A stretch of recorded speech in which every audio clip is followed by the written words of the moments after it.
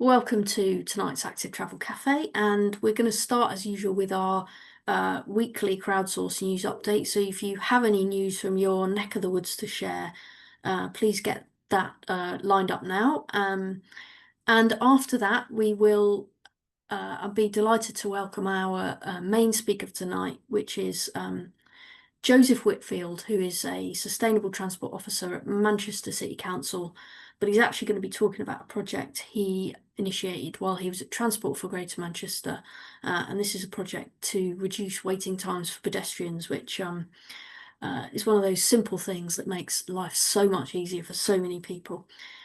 And so without further ado, before we go to Joseph, I will ask people to share their crowdsourced news updates. Thank you. Robin. Hello from near Oxford. And in Oxford, the congestion charge has been in for just over a week. It seems to be working as planned. The middle of Oxford is much less congested than it used to be. The ring road seems to be at least as congested as it used to be, which is pretty much as it was forecast. It's very difficult to know whether it's worse or just the same as it used to be. The council is doing a lot of monitoring, but has said it's going to wait a full month before it gives a report. Of course, on social media, everyone who said it was a good idea says it's working well, and everyone who says it wasn't a good idea says it's not working well. But judging from queues at the shops, the shops have been busy over the weekend. We had a new Sephora, which is a luxury kind of makeup and stuff shop. And that opened with massive queues outside. So it is still definitely possible to get to the middle of Oxford in large numbers of people. So watch this space and we'll keep you posted on how it goes. But that is kind of the first congestion charge in the country since, well, I think London and Durham are the other two. So quite groundbreaking and very positive for active travel. Thanks, Robin. Yeah, and really interesting to see how that develops, and I'm very interested to see that happening. Have we got anyone else who'd like to share anything? Ailey, I noticed you were on a session with Brian earlier. Any highlights you want to share from that? In the meantime, Mark, do you want to go? Well, Robin just expressed surprise, but I just want to wish everyone a happy Transport Planning Day, belatedly for yesterday. Such a thing does exist. It's run by the Transport Planning Society. I was at an event which Joseph was speaking at actually yesterday.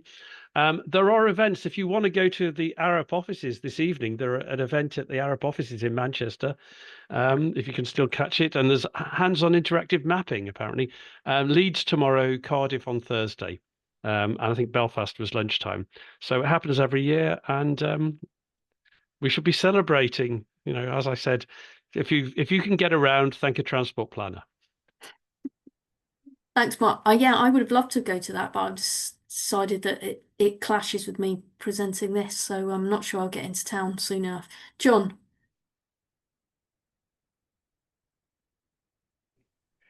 Yeah, this may have already been reported, but Camden are getting a circulating cycle stage roundabout, inside out Cyclops. I haven't been here for a bit, so maybe that's been reported already.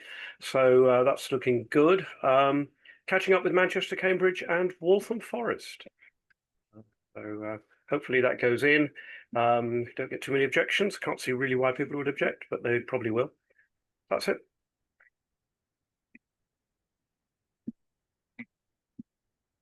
Thank you. Can I see any other hands up? I'm not sure that I can. I'll post the link in the chat in a moment to with my Greater Manchester hat on.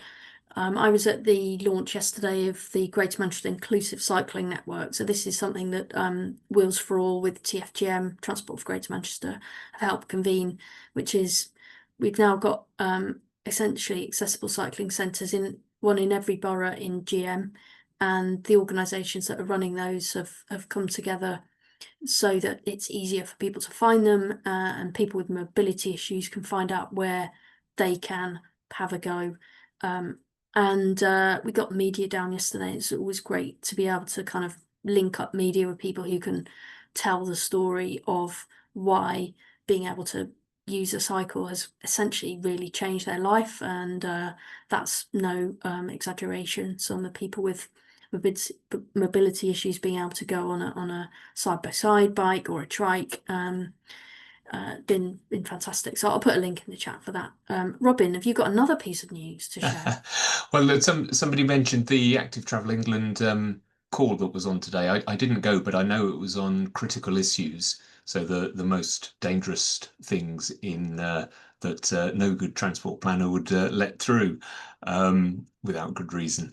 And I didn't go, but there is a publication that the new government guidance on critical safety issues that I will pop into the chat if nobody has done it yet. No, they haven't. So that's going in.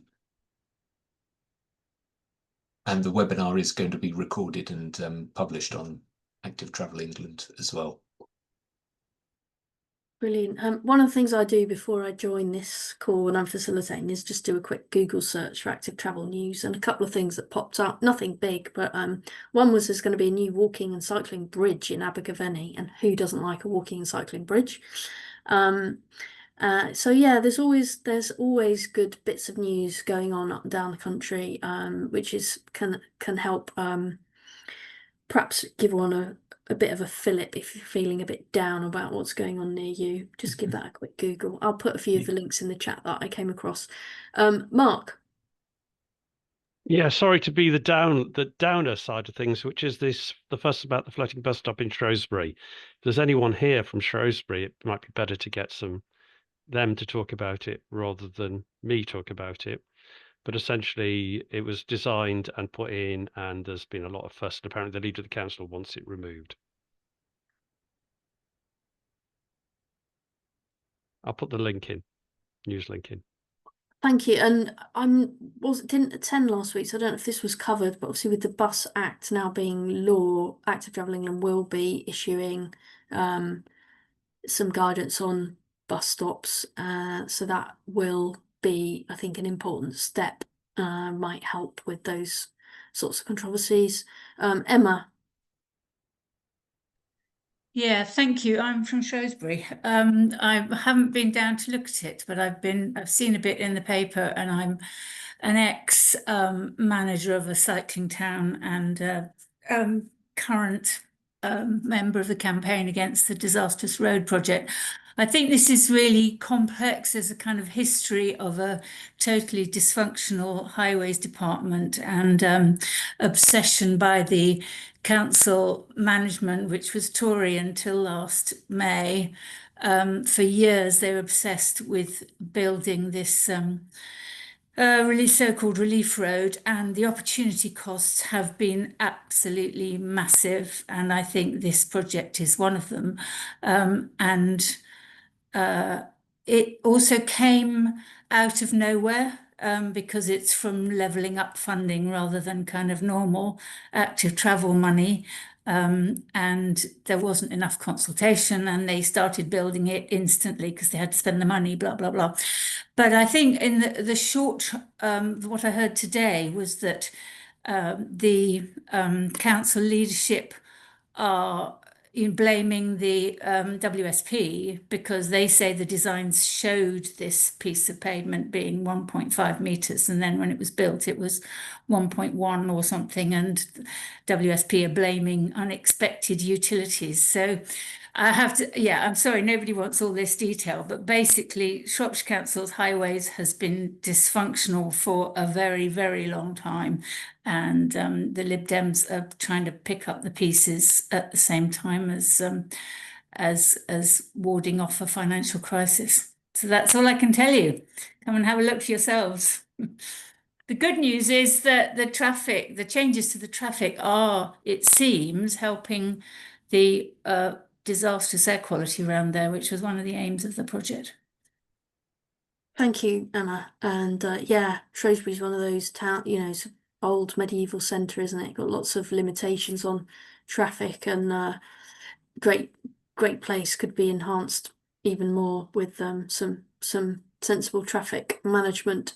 Right, I think if there's no more news updates, I might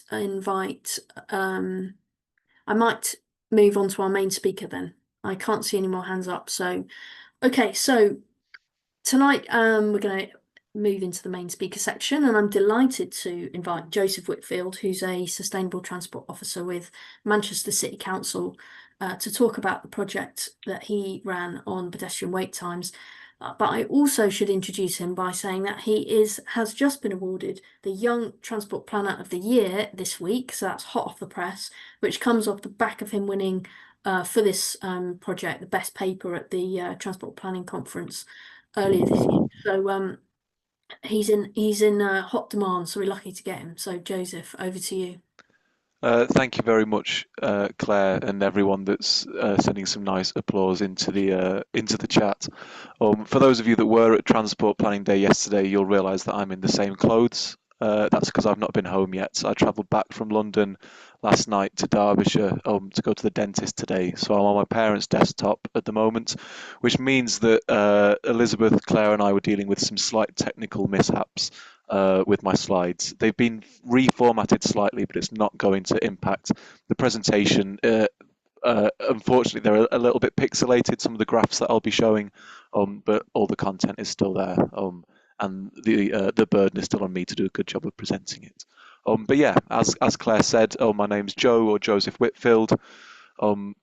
I'm a Sustainable Transport Policy Officer with MCC, but before that, I was an urban traffic control engineer with TfGM for 2 years, and it's a project that I led there that I'll be talking about today. So let me have a go at sharing my slides with you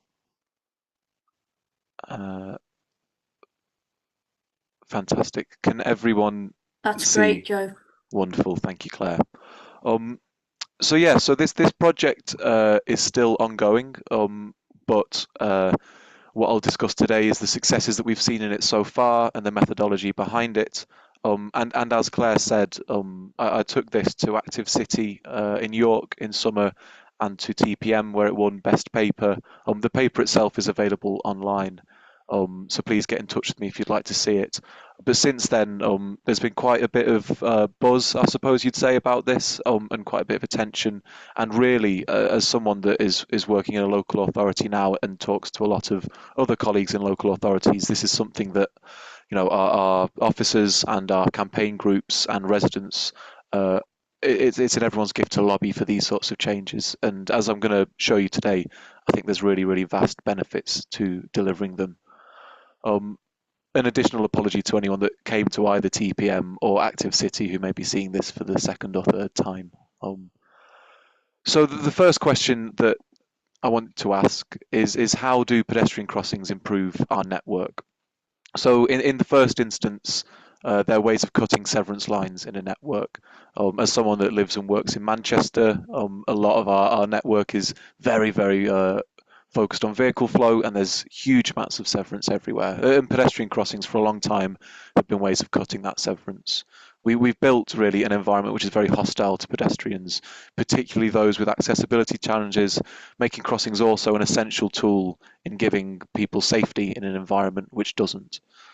I would go as far as to say that the benefits of installing a pedestrian crossing are largely considered to be binary. It's severance versus connectivity, it's safety versus danger. And because of this, very little attention is paid to the timings at crossings. A crossing is designed, constructed, installed, switched on, and then they're left to their own devices. But what I'll talk about today is the nuance of the signal timings and how we can use that to create environments which are far more safe and far better to use for pedestrians. So the next question I'd like to ask is how appropriate do these wait times look at 19 crossings in Greater Manchester? Apologies again that it's a slightly pixelated image on your screen. You can see at sort of the left hand, we've got some quite low average wait times, sort of 5, 7, up to maybe 10 or 15 seconds. In the middle, some slightly higher ones there, so approaching 25, 30 seconds now, and quite a few of these in breach of 30 or 35 seconds.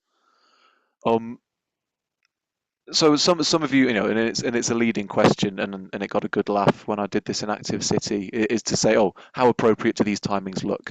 And a lot of you may say, oh, that's far too long, and I'm on your side, I agree. But actually, this isn't awful. We've got a few that are around 5, 10 seconds, 20, and only a couple that go above 30.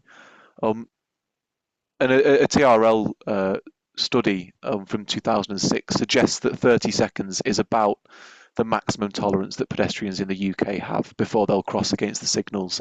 In Japan, actually, it's interesting that tolerance is much lower, at about 21 to 26 seconds. But the reason that these times don't look awful is because what this is a graph of is the mean wait time across the day. And actually, in urban centres and most of our network in the UK will be using adaptive signals.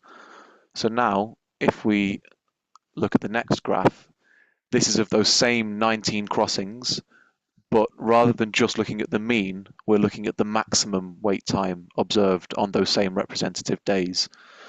So we can see, even though the mean time is low, a reasonable wait time, across this day we're seeing a maximum wait time of 20, 50, 2 minutes, 180 seconds. And this is happening because across the day the signals are adapting their timings to respond to traffic flow, where when volumes are higher, then they will allocate more green time to vehicle movements. But at the same time as vehicle movements are higher, that's usually coinciding with a morning peak, an evening peak, an afternoon peak, when pedestrian flows are also higher. And so what we end up is a system of signals and a network which is actually deprioritizing pedestrian movements at the highest volume times. And as I said before, given the tolerance of about 30 seconds that we can expect pedestrians to observe, as soon as we are having wait times longer than that, this isn't just an inconvenience, it's a safety hazard. So yeah, the questions now are these crossings improving our networks in the way that we would like? And who are they serving? And the argument that I've presented to you here is that these are very clearly serving traffic despite being pedestrian infrastructure. So I'll take you back now to 2020 and the national lockdowns, which I'm sure we can all remember, particularly being on Zoom. This is quite an eerie flashback to that. In Manchester, we had traffic volumes down about 60 to 75%. Those are Department for Transport statistics. And we had lots of our junctions across Manchester operating below capacity, by which we mean the green time being allocated to traffic is in excess of what's required, because traffic volumes were so low, there was green time being wasted at crossings, particularly in the city centre where traffic was down a huge amount. And so we started doing some work, this was before I was at TfGM, trying to harness that green time and reallocate it to pedestrians. And so this was done through double cycling the pedestrian stage. So traditionally you'd have the pedestrian stage appearing once in a cycle. So at a crossroads you'd have vehicles 1, vehicles 2, pedestrians. But with this arrangement it would be vehicles 1, pedestrians, vehicles 2, pedestrians. Another method we used was reducing the scoot time, the scoot region cycle times. So this is taking a series of junctions that are connected in a scoot region and then reducing the overall cycle time.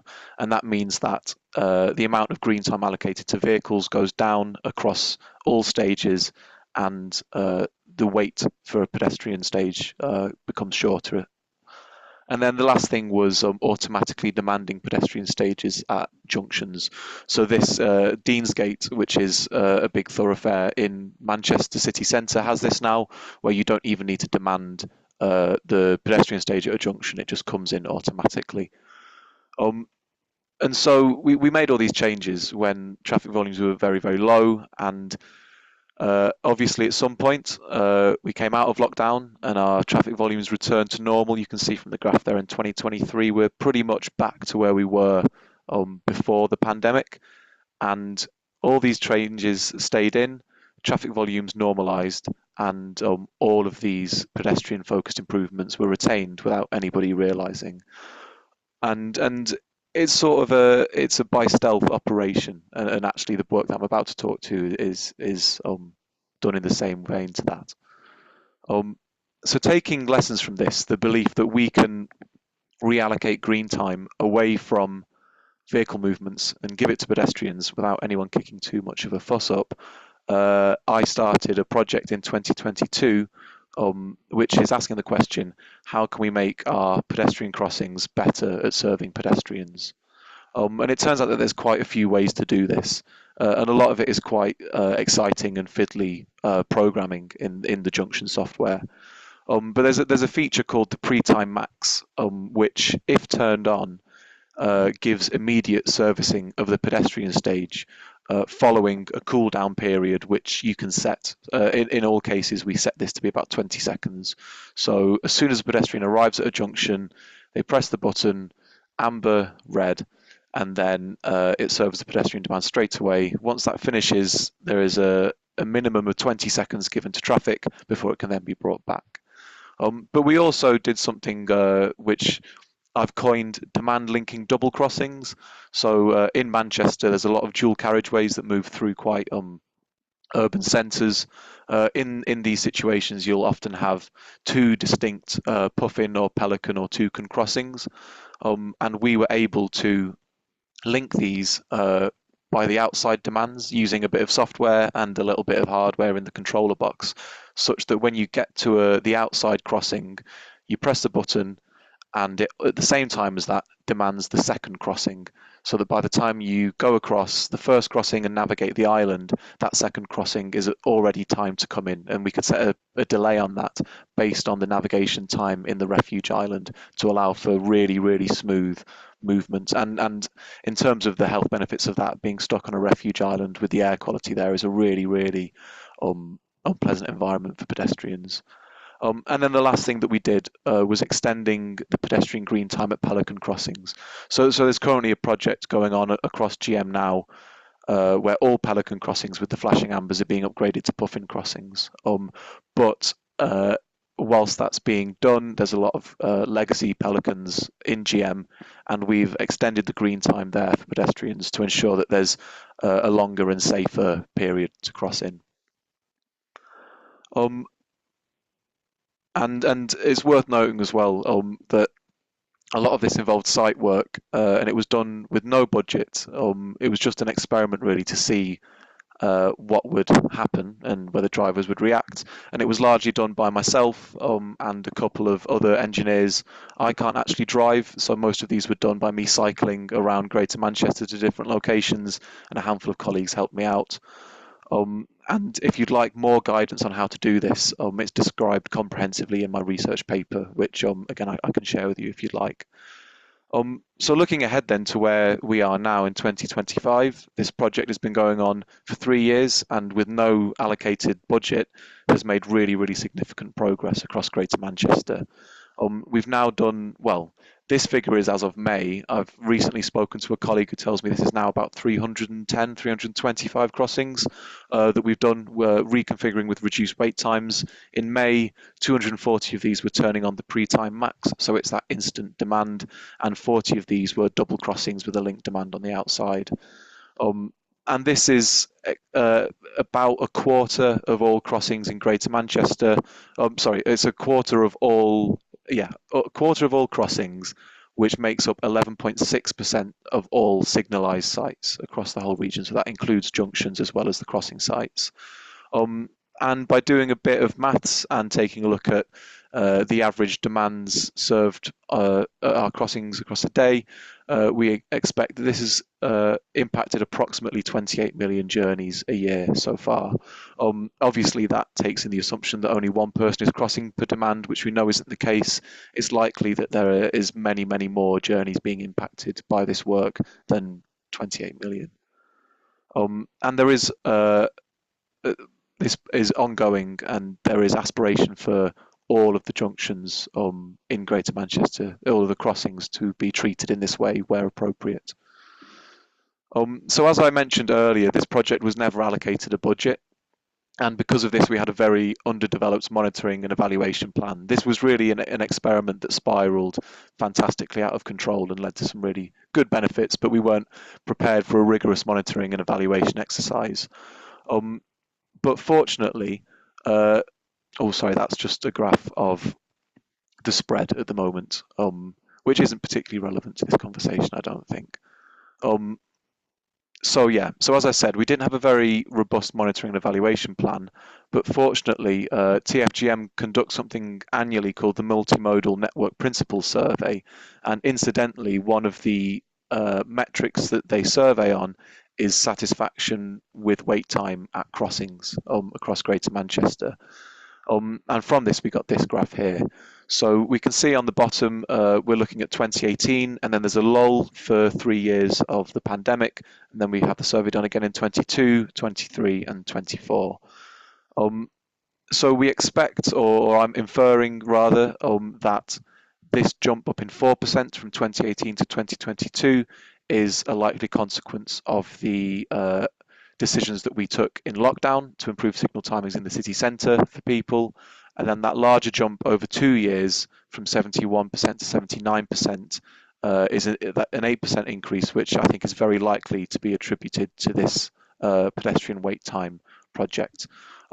It goes without saying that I would love for there to be more rigorous monitoring and evaluation conducted, and I'm continuing to talk with my old colleagues who are still working on this project, and we're trying to factor that in, especially now that this work has been cited elsewhere and that other places are trying it. I really, really want to build an evidence base to support this sort of work.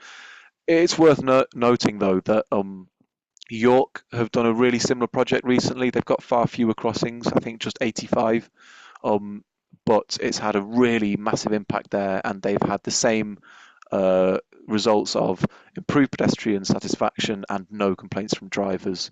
Across the 300 odd sites that we've done so far in Greater Manchester, we received a single complaint from a driver. So this really is something which everyone thought would kick up a massive stink and has gone in without anyone noticing at all. So reflections then. The monitoring evaluation question, underdeveloped, and is something that we're looking to sort out soon. There's a lot of scope for aligning this work with other walking and wheeling projects. The reason for the spread that I showed you earlier is that it was weighted towards areas that were accessible for myself and other engineers, and it was largely done based on locality to where we lived. Going forwards, we'll be aligning this work to particular schemes, such that when a corridor scheme goes in or an area-based scheme goes in, we can then improve all the crossings in that area to help the uplift of those sorts of schemes. And then the last thing, which is the question that I want to ask to everyone that I show this work to, is where else would you like to see this? Would you like to see this in your area? And if you would, then it's totally in your gift. If you're a campaigner, to lobby your local authority. If you're an officer, to contact your highways team, or if you're just a resident, to email in. About half of these, or about 3/4, were done proactively by us. But once our campaigner groups in Greater Manchester cottoned on, they would point out to us crossings, and they still do. And we get a lot of emails saying, "You've done fantastic work down the road from me. That crossing works brilliantly. Can you do this one now?" And in any case, we've built a really, really good culture where residents feel empowered to find crossings that they'd like to see improved and to get in touch with us, and they trust us to actually get on with it and do that. So that concludes my presentation. I'll stop sharing my screen now, and I'm aware that I might have gone over time, Claire, but if anyone has any questions, then I'm very, very happy to field them. Thank you. I don't feel like you went over time, Joe, probably because it was so clear and well presented. So thank you for that. I will just ask, I've got a few in the Q&A and there were a few in the chat, and I don't know if anyone wants to actually ask a question. John, I can see your hand up, so I'll bring you in a minute. Yeah, I suppose you finished there talking about the sort of legacy and if other people want to do that. How many, you've got this data there for GM, which is pretty staggering in its own right, but how many other places are you aware of that have actually acted on this as a result of your presentation and sort of sharing how to do it? So York had actually done it concurrently without us getting in touch with them, and in Active City in York, a gentleman pulled me aside after I'd done the presentation that I've just done to you now and said, "You're doing this as well. So we've been doing it too. No one knows." So I think a few people have cottoned on to this. I know certainly Liverpool have picked this up following my presentation, and I've spoken to colleagues in Cambridge, Oxford, and a councillor in Sheffield who's lobbying for it there. Um, so far, the audience to this work has been limited and very industry and sort of officer focused. I think the power of a group like this is that lots of you are campaigners and interested residents and people and citizens, and I think in an authority where you might not have a highways department that is willing to try this, proactively, it's got to come from residents groups and lobbyers and campaigner groups to try and get this sort of work off the ground. I'm very happy to be put in touch with other colleagues across the country to show them this work and try to give them confidence in doing this work themselves. But yeah, it's certainly a growing trend and a growing movement. And yeah, it's something that I can't recommend enough for just a really quick way to change the character of a space and the way that our road feels prioritized. Yeah, and I should at this point mention that next week we're hearing from Robert Wheatman and Mark Philpotts on the work that they've done on how to create pedestrian-friendly side road junctions. And I know in Manchester you're sort of involved in that as well, aren't you? So fantastic. I'll ask a couple of questions from the Q&A, and then I'll go to Mark and then John, who will ask you directly. So from the Q&A, I'll put two together. So one question is, any advice for those of us who would like to see a scheme like this where we live, but would expect strong pushback from the local highways professionals? And I think I'll ask this one because it's related, which is, in Oxfordshire, we keep being told the signals kit is too old to adjust. How true is this? Could you take those together? Thanks. Yeah, so I'll start with the second one, which is no, it certainly isn't too old, I'm afraid to say. We've been able to install this on everything from legacy crossings like T400s, which are close to 25 or 30 years old now, right through to modern stuff.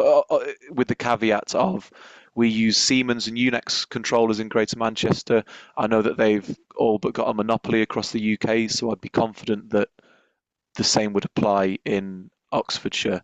And talking to colleagues there, I'm pretty sure that it is the case that it does work. I had a colleague in Sheffield had the same query. They said that their highways department said it couldn't be done, but it can be. I think it's just they would like to give a computer says no answer. I think because this does challenge people, and that brings me to answering the first question, which is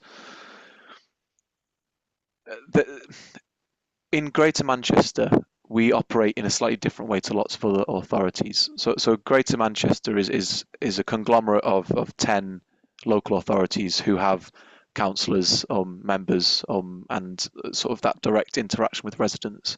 But the traffic signals are owned and controlled by Transport for Greater Manchester, who have less involvement with the local politics side of things. And their mandate is to optimise the signal timings for strategic objectives. And we interpreted that to be our strategic objective has changed now, and we would like to optimize our signal timings to serve pedestrians. And that's how we were able to build the case. And in a few instances where other highways engineers that we spoke to questioned what we were doing, we said, trust us, this is our mandate, we're optimizing for our policy objectives, and we will see how it goes. I think that if you're trying to convince a sort of a conservatively minded highways department, there's probably a few ways you can do that. Some will get backs up more than others.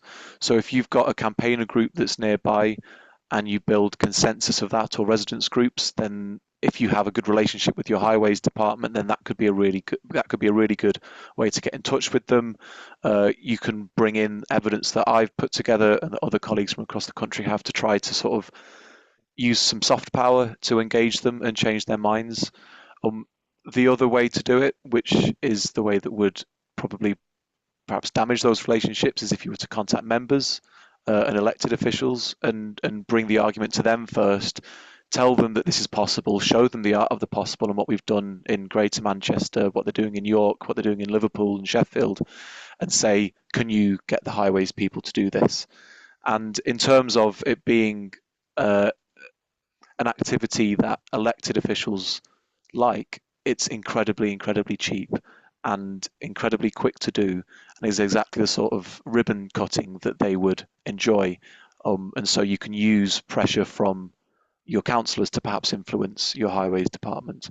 We're lucky in Manchester, and I was lucky to be working in a team at UTC, which for the most part was very up for trying something new and experimenting. The work done in lockdowns shows that and set a precedent for what I have gone on to do since and what the rest of the team have. But I know that it's certainly not the case everywhere. But as I've said, get your campaigner groups and your resident groups in order. Test the water with your highways department, and if they, if you're pushing at a closed door, then go and ruffle some feathers with your members and try and get them engaged. Thank you, Joe. Right, we'll go to real people questions now, rather than me reading them. Can I ask, Mark, I've noticed you posted a long description about a specific case in the Q&A. Can we not go into that in the call unless you want to focus on the general points? But I'll go to you first. Well, it's because it's an exemplar. So it was a crossing that was put in as part of a scheme 5 years ago. And there were reasons why it has a long wait time for pedestrians crossing. It's literally outside my office door. And the reason was essentially that otherwise they'd have to have more road space for driving, and less. If you gave more time for pedestrians, they would have to have, because of the way it worked with other junctions. So my point isn't that so much as it's now 5 years on. At what point after it went in can you say, well, the modelling that was done 5 years before it was actually built is now way out of date, and we should just treat it as part of the established network within the city and not go, oh, we can't change it because the modelling said it would be chaos if we did it when we built it. Yeah, so I think that's a really good point that you brought, Mark. I guess my first answer to your question, which is probably a bit less sort of controversial, would be, I can understand why they are reticent to sort of redo the modelling and to say that things have changed and to do new traffic counts and to test it again. I guess that's something you've just got to try to lobby quite hard for them to do. And if you can sort of build a consensus of people that are interested in a change happening, then I'd do that. The other answer is coming from a modelling background. Whenever modelling is done regarding pedestrians, it's an incredibly under-researched field. And I did some work with a colleague at TfGM on trying to look at ways that we can stop modelling for the worst case scenario of pedestrians coming. Because every time a junction is modelled, and I was doing a design for a site, you would have to model that in every single cycle, a pedestrian turns up and presses the button and the whole thing has to stop for 30 seconds and traffic flow stops, which isn't the case. And a lot of schemes will be designed for that worst case scenario where every single second of every single day a pedestrian is waiting to cross. And in actual fact, that isn't realistic. And the determinant factor of whether a pedestrian crossing is going to cause delay or not isn't to do with the signal timings, it's to do with whether a pedestrian is there. And actually, accepting particular cases where you've got a pedestrian crossing very close to an adjacent junction where you do need some prohibition of when either can come in to avoid pooling that would queue back into the junction. Pedestrian crossings, I think that there isn't. I think that modelling them and trying to determine whether they'll cause traffic jams or not is very difficult. It's also the case that pedestrian crossings, most of them have a built-in maximum time that they can be on a green for, which means that even if you've got traffic flow coming through a junction and it's still prioritizing for that, it can only do that to a point. And at some point it will still cut off and give that time to the pedestrians and cause delay. So you've asked a really hard question, and I've tried to give an answer, and I don't think I've given a fantastic one. I guess that I have sort of I'm a bit reticent about the way that modelling for pedestrians limits schemes, and that's something that we have recognised in Greater Manchester and that we've responded to in the way that we build business cases and design schemes and programme our junctions. And I know I can understand why other highway authorities wouldn't have caught up to that yet and wouldn't be so brave as to do it. Thank you.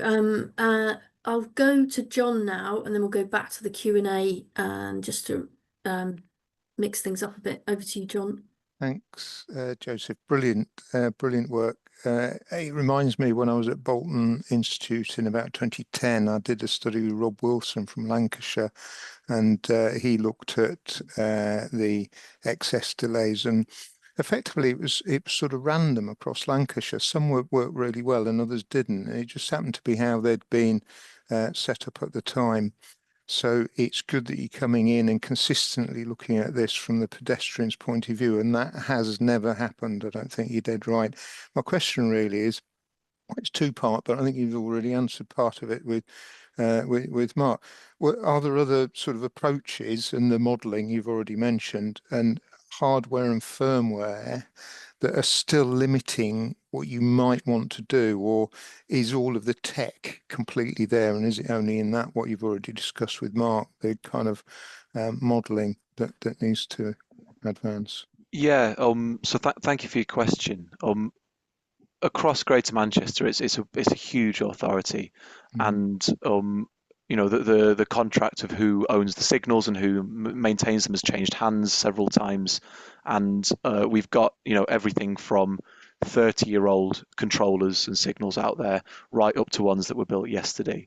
At no site that I visited or that my colleagues visited did we find that we weren't able to do something for pedestrians, and that we weren't able to bring in that instant switch on, basically. So I don't think that the hardware is a limiter, and I guess this is it comes back to Mark's question as well, where you've got sites that would require modeling and linking. There are certainly sites that we arrived at where we had to do more nuanced changes. So say we had two very high capacity junctions and a pedestrian crossing in the middle, and it's all quite close together. There are times of the day and certain traffic conditions where we would want those sites to be linked and to prohibit the pedestrian stage coming in particular conditions. That's where our scoot model, which is our split cycle offset optimization technique, which manages the signals, we were able to find some quite creative solutions to that. So we can a lot of our signals in urban areas at or past a traffic capacity point, a point of oversaturation, will link until that is dispersed, and then as soon as it drops back below that capacity, will return back to the instant demand setting that it has. We've got the same with a number of sites that are intelligent and can actually turn on junctions that can actually turn on double cycling dependent on traffic volumes, and then turn it off when they get high enough. So I it wouldn't surprise me if there are places in the country where their UTC software isn't advanced enough to do that. But Scoot's been around for quite a long time, and there is a lot of tricks that can be used for it in the Unix model and in TRL's model and in others. It's just, again, it's having that appetite to do a bit of digging and try to find creative solutions.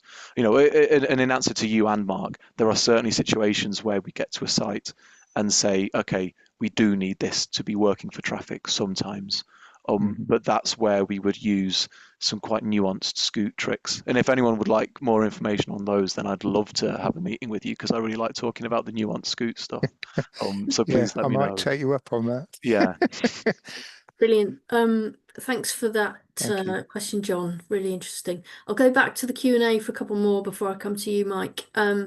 So one that's just come in from Ben, which I thought was interesting. Is there scope for incorporating time to cross diagonally In Crewe, we have a junction where the sets of lights don't coordinate and it can take 7 minutes to cross twice to get to the diagonal corner. Yeah, one of the big improvements where I live locally was what we call, a cyclops junction, walking and cycling. But one of the big improvements, as far as I'm concerned, is that there's now a diagonal crossing option, which there wasn't before. Do you have any thoughts on diagonals? Yeah, so I guess the sort of the highways engineer liability answer is we can't set our timings to facilitate moves which aren't designated by the design of the crossing. That's sort of the traditional old answer to that. We can't set up timings to actually allow someone to make a move which isn't at the signalized position. But that's also not true because of Dean Lane in Bolton, where Bolton University and Bolton Secondary, one of the sixth forms there, they both close. Sorry, yeah, Dean Road. Thank you, Shan. Closes at the end of the day. Everyone comes out, and it's a really high volume road for traffic. It's like 4 lanes they've got to cross, and the desire line is diagonal from one corner to the other. So we have swathes of pedestrians, students travelling in groups diagonally across the road. And we've actually upped the green time to pedestrians there to 30 seconds to allow for those groups to make that movement. It's worth noting, though, that there are a lot of problems that come with doing something like that. So the longer you hold up traffic for, the more likely you are to get people encroaching through a red. If people learn the junction and they learn that if they get stopped at it, then they'll be stopped for like 40 seconds, then they're more likely to run a red as they see the junction going from red to amber. And it also, if you have that much longer green time, pedestrians aren't looking for risk and people aren't paying as much attention because traffic flow has stopped to the point where they think, oh, it's safe to cross, and then it isn't. So that junction is currently under review. I think in the case of diagonal crossings, we would always want to design a solution rather than use the timings to facilitate that. And it would be on a site-to-site basis whether there is value in extending the green time to facilitate diagonal movements, or whether you want to have those pedestrian stages come in more frequently. I think from my perspective, it would be a safer junction is one where if you have to cross in 2 movements, it double cycles. So it's vehicles, you make your first movement, vehicles, you make the second, rather than having to wait a full cycle, rather than encouraging people to cross diagonally. But like I said, I think that should be assessed on a site-to-site basis, and we have got examples of it in Manchester. Great, Thank thanks. you. I'm going to go back up to the top of the Q&A and then come to Mike. To a question from Ruth, who's also posted a link, so it might be one that you kind of have a look at after, Joseph. But the question is, how does the use of AI traffic systems impact pedestrians and cyclists? We have a new system here in Blackpool, which traffic engineers have claimed improves the pedestrian and cycling experience. So I don't know whether you can respond to that or whether you need to actually look at what she's. I'll post in the chat the. Should we come back to that one, Joseph? Is that putting you on the spot too much? No, or- I think I've got an answer to this. This is Yeah. something that I was over when I was working at TfGM. So I guess I'm going to open the link just to see what specifically it is that we're looking at. I've Because stuck it in the top of the chat just yeah, now. Yeah. brilliant. Yeah, I've got it here. Thank you. Yeah, so it doesn't surprise. So I can't quite tell from the article the specific provider of this kind of AI intelligent traffic management provider. But we've tried a few different versions in Greater Manchester. There was one done with Vivacity a few years ago, which was trying to use their software, which takes video footage and sort of processes it using AI to actually adjust the signal timings. That wasn't given a pedestrian and cycle focus. That was just a test to see if it would work for all modes. And we found that it didn't work as well as our UTC methods using in-road loops and radar works. But there has recently been across 3 locations in Greater Manchester, which I think I'm probably not allowed to say for secrecy purposes. We have been using a new product from TRL, which is a scoot model that looks at pedestrian volumes at crossings, and will adjust the duration of the green time allocated to pedestrians accordingly. So there will of course be a minimum which will be a consequence of the geometry of the crossing length. But that minimum can be extended up to a larger amount, which is probably capped, I think, about 30 seconds, if there is a large group of pedestrians. And we found that so far to be successful, and in the locations that it's been put, it responds to those tidal pedestrian flows where you've got really, really busy groups of people all moving at once wanting to get across, and it's worked really well there. It's also worth noting as well, I may be talking to a room of people that know this already, and it's not artificial intelligence, it's microwave detection. But our puffin crossings and toucan crossings across the UK largely all have on-crossing detection. If it's a puffin crossing, it should have on-crossing detection. And that's where the crossing uses microwave sensors to detect if crossing movements are still being made, and will extend the green time up to about 30 or 35 seconds until the crossing has been cleared. I was amazed when I found this out in my first few weeks at UTC, and went up to a school, Bowker Vale Primary School, which is just next to Heaton Park, where Middleton Road runs alongside it. It's really, really busy with cars, and parents were all driving all the way into the school rather than letting their kids cross the road, understandably. And I took all the parents and the students out to try to get them to, instead of driving to the school and getting stuck in a half-hour traffic jam, to park on the other side of Heaton Park and to walk across and to use the crossing to get to the school. And I showed them how the on-crossing detection works by standing in the middle of Middleton Road and waving my arms and showing them that they can stay in this crossing space and it will not give a green to vehicles until they've cleared the crossing. And especially with children, it's a dropped book bag or a PE kit or trying to get 20 kids across at once. That's not new technology. This has been around for decades now. But people don't know about it, and people don't understand the technology that goes into it. And I don't know why that is. I think it's because highways engineers kind of, I don't know, they're very bad in Manchester at promoting ideas. That's why they get me to do it. So I think that if people understood the technology that goes into our crossings and our traffic management that supports safety, I think that is another tool for generating mode shift. Yeah, brilliant. Right, I'm going to go to Mike in the verbal questions because he's had his hand up for ages, but I'll just pick out before I do a point that Candida made in the chat. She said, Professor Ian Walker's newsletter, he mentions the effect of waiting delays on how far a pedestrian can walk in 15 minutes, and therefore the effect on perceived distance to facilities. It was a bit of an eye-opener. I thought it was a brilliant point. It's like, yeah, if you speed up, if you allow pedestrians easier crossing, they can actually get places quicker, so that distance expands. Yeah, I saw that the other day, Claire, and it's so interesting. And you know, it's connected to the idea that a person's journey is as safe as their most dangerous crossing.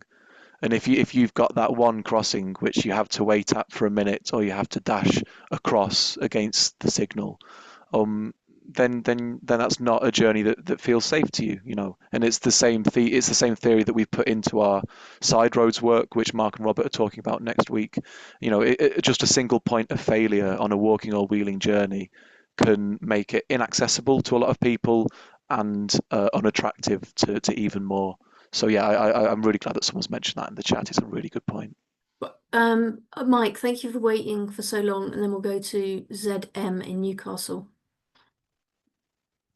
Hi, thanks, Josh, for such a brilliant and transformative piece of work that really does seem to be changing things markedly. Just from the London perspective, London Living Streets has been working with the TfL network managers for quite a few years now with a very similar aims of reducing wait times.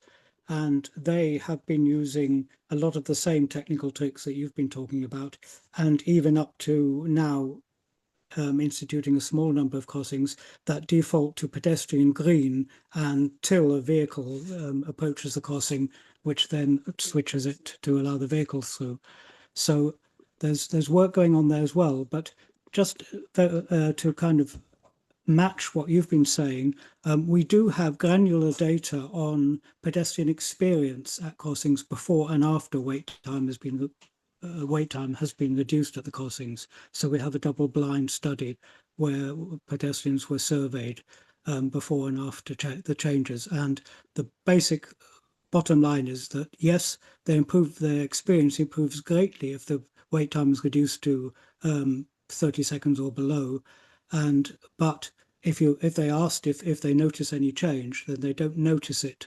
But certainly their experience has changed and improved markedly. So we do have that data, and I'm very happy to contact you and get that to you. Thank you, Mark. Yeah, I'd be really, really interested in seeing that. So the technique of resting on the ped stage is something that we have at a number of junctions in Greater Manchester, particularly our Cyclops junctions, but we've not actually got it yet at crossings, and it's something that I'm really, really interested in trying to get delivered. My powers to do that are slightly limited because I now work at the City Council elsewhere, but I'm still in touch with my old team. But I think that's a fantastic idea. The other thing I'd say on that is that I met with UTC colleagues from London, from TfL, a couple of years ago now, and we took them on a walk around Manchester, and we showed them a lot of the stuff that we were doing for pedestrians, and a big difference between their work, which has been going on for a long time and bringing about really good effects, and ours, is I think that because of the bus mandate in London, there is still some concerns about the delay that this would cause. And when we have done it in Manchester, we have a very strong bus mandate, obviously, but we were able to go really bold to the point where people did notice the change. And we said in Greater Manchester that 30 seconds is actually too much. And in most cases, 20 seconds is too much. And we've set them all to be zero wherever possible. And because of the vast sort of difference that makes, people have noticed it as pedestrians, but it did raise concerns when we shared that with our TfL colleagues, because the resilience of their bus network is absolutely diamond to them. And if they had a bus get stopped at every single pedestrian crossing down a main road, then there would be questions being asked. It might be the case as we continue this work in Greater Manchester that we have to reassess this. I hope that we don't. I was part of the team that was installing bus priority scoot across our network in Greater Manchester, where our junctions can detect buses and allow them through before going to red. I think a marriage of that technology, prioritising buses, and then the extreme pedestrian work that we've done, whereby a junction will come in immediately for pedestrians unless a bus is about to come through it, is, I think, the ideal situation that we'd like to get to. And it sounds like it's a combination of our work and TfL's work that would get us there. So yeah, I'd be very interested to see that data that you've got. Brilliant. We're developing the thinking on this call, and that's brilliant. I'm not sure what your name is, ZM in Newcastle. Do you want to introduce yourself and ask your question? Sorry, just trying to anonymize myself slightly. Yeah, so I think you've mostly answered what I was going to ask just then. There's about Green Person Authority, where you're basically having the green on for the pedestrians or cyclists all the time, and using the fact that the vehicle detection is much more effective to call the vehicle stage rather than, it sounds like you had considered it, but not really for this project wasn't necessarily using that. And thank you for chatting about the conversation with TfL as well. Just wanted to bring into that point in the discussion was around somewhere, I shouldn't say, but they've been considering it from the safety of women and girls, particularly at nighttime. So nighttime, when you'd be walking around, you'd always get green, basically. And it was partially about not making people wait at the edges of junctions where they feel more exposed, but keep moving on the journeys at night times in particular. That's the point about safety about women and girls. And the other argument that was leading towards it as well was trying to reduce speeding, like vehicle speeding at night time. So if you're approaching more reds rather than getting greens all the way through, it's reducing vehicle speed at night time. Yeah, no, that's absolutely the thought of the theory that we've been using in Greater Manchester so far is that speeding theory. It's where we've got because it's on a lot of our cyclopses, so it's where we've got there's probably cycle movements and pedestrian movements, oftentimes even into the evening with night economy spaces, and it's about drivers seeing a red and slowing and hoping that they get a green, not knowing that they'll have to actually get to the stop line before they get that green. I really am interested by the argument that you put forward in terms of personal safety, and sort of public safety for women and girls in particular, and that is another interesting sort of lever to be pulled, I think, when trying to spread the use of this technology across to more sites. Certainly off the back of this meeting, I'm going to be getting in touch with my colleagues at TfGM to ask about the resting on ped stage at crossings, because we've got this very big program upgrading all of our Pelicans to puffins, which means over the next sort of 5 years, there's going to be hundreds and hundreds of new controllers going in. If we can have that as a default and a low wait time as a default, then I think that puts us in a really, really good position. So yeah, I appreciate you sharing that. Thank you. Before I come to you, Matthew, I'll ask one more from the Q&A, and then I'm going to wrap the rest of the Q&A up in one question to finish on after Matthew. Joseph, what kind of negative feedback have you had, or have people just not noticed the crossing near mine? I won't read those details, but yeah, this is from someone who obviously lives in GM, Shan. The crossing near mine that changed, it kept breaking, and that's when it speeded up for pedestrians. So I thought it was a mistake or the only way to get it working until I heard about the scheme. I think the question is, what kind of negative feedback have you had? Yeah. So I guess this comes back to my point of a less than robust monitoring and evaluation process. So we didn't have any sort of modelling to cite. No, we didn't have traffic counts or speed counts to say this has caused X amount of detriment to traffic flow in this area. But what we do have in UTC, which is a totally horrible place to spend your time, is the traffic signal complaints inbox, which is where anyone and everyone who's ever been stuck in a traffic jam in Manchester will email in and tell you that it's your fault. And it's very, very sensitive to roadworks. It's very, very sensitive to signal timing changes. If a new junction goes in, people that drive for commuting, they do the same journey back and forth. They go through the same junctions every single day, and they notice these little changes at junctions. And that's because junctions, even adaptive ones, will largely behave the same way at the same times of day because traffic conditions are similar. Crossings are really different to that, because whether a crossing comes in or not isn't a determinant of its programming or the time of day. It's whether a pedestrian's there or not. And people's tolerance for delay at crossings is actually far, far greater than what we expected, which is why this project has been able to go so far. And so the objective answer to your question, how many complaints have we got? It's one. And we had a single email about a crossing in Chorlton, and we went out to it and we ummed and ahed for a little while.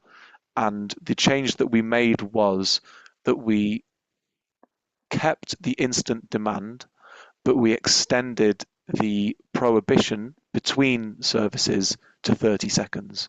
So we said we will allow this crossing to come in instantly as soon as a pedestrian gets there still, but we will allow a longer cool-off period, and that's because there was a large distributor junction that would oftentimes feed in about 30 seconds worth of traffic to that junction, and so you would get a pedestrian coming and shutting it off, a 30-second queue would build up, and then the last 10 seconds worth of cars, which is about 8 cars, wouldn't get through on that first round and would have to wait twice. And since then, obviously I'm very glad to say that I don't have to monitor that inbox anymore. But the work is ongoing, and I'm sure that that's only a consequence of the continuing disinterest and lack of noticing from the general public. Please don't go and tell them that we've done this.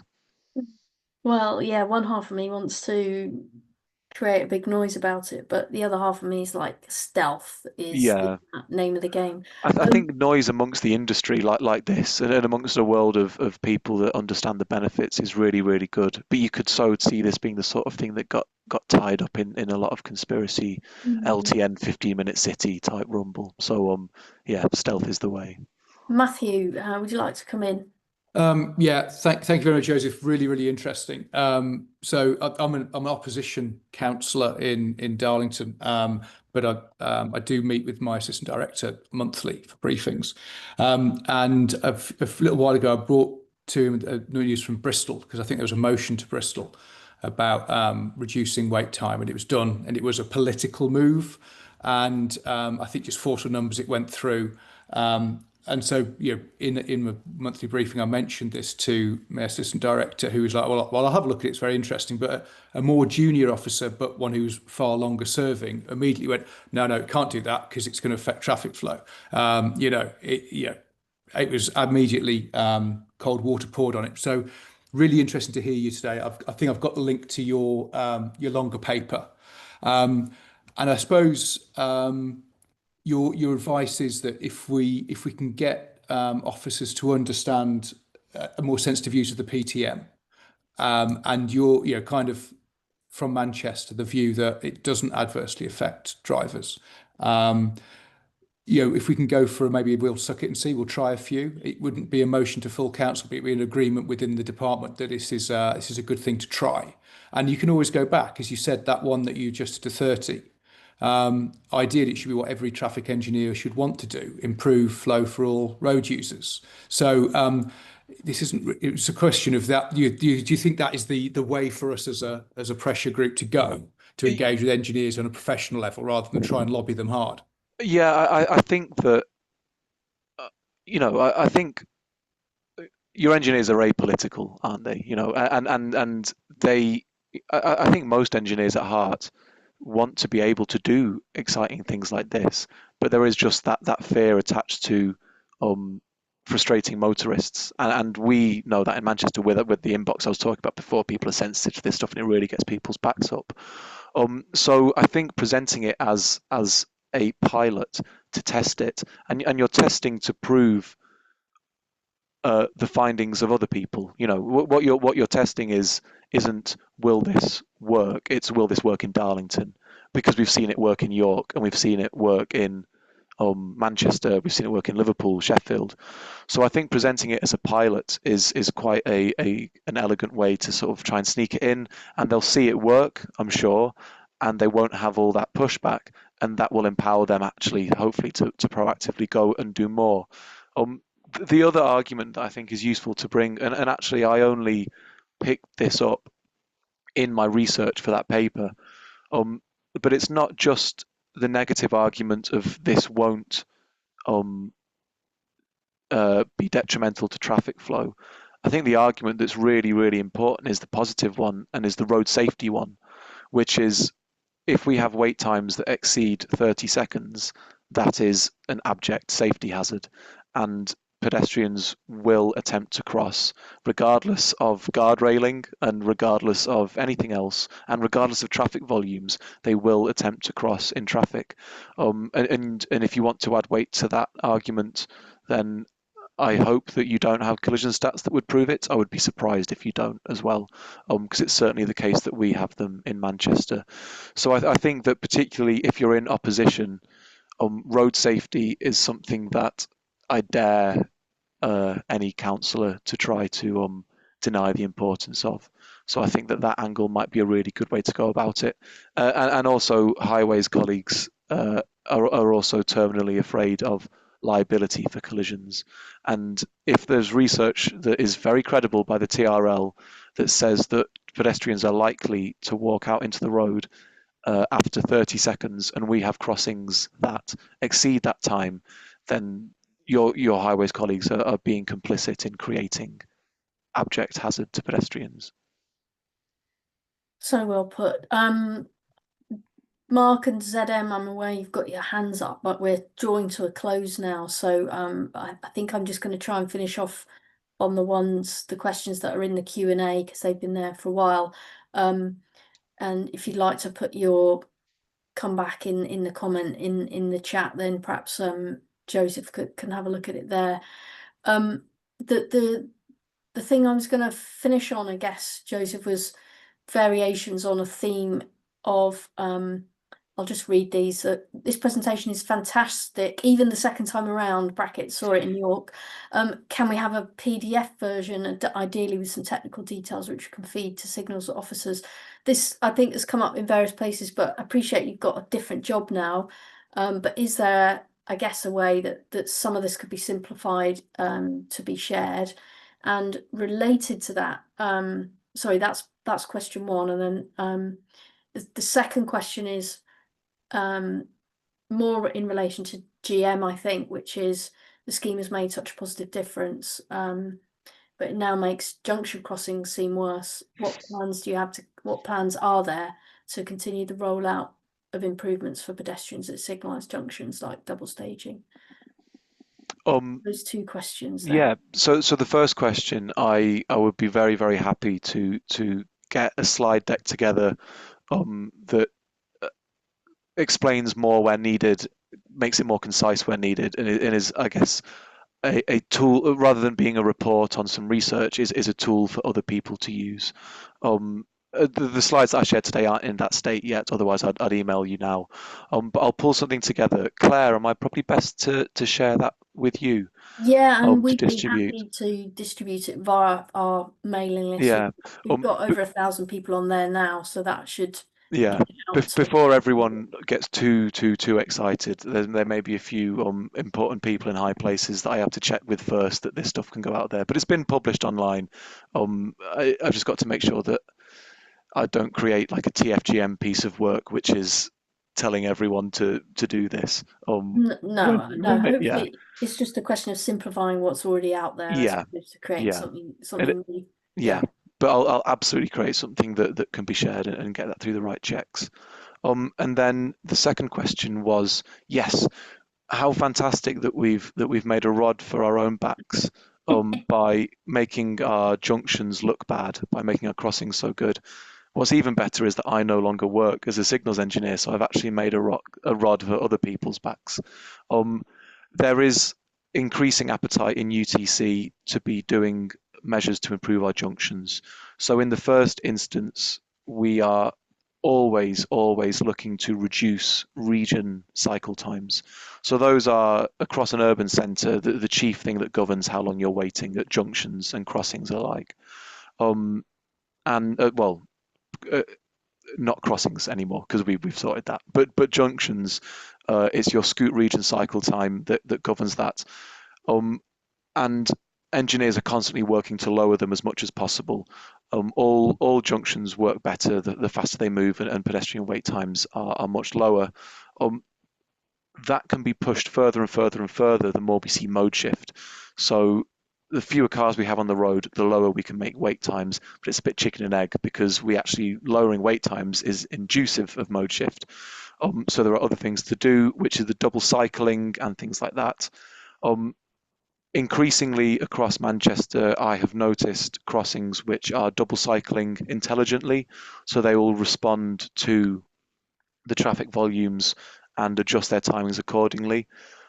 This is something which isn't everywhere yet, but it's being trialed and will hopefully be brought out everywhere.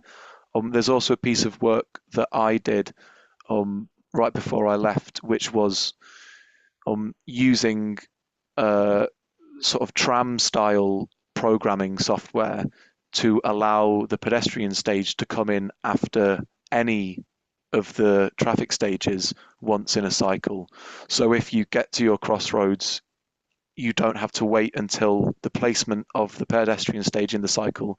It will come in straight away. And this is particularly useful at rural junctions or less populated ones where you might be the one pedestrian that comes every 5 minutes.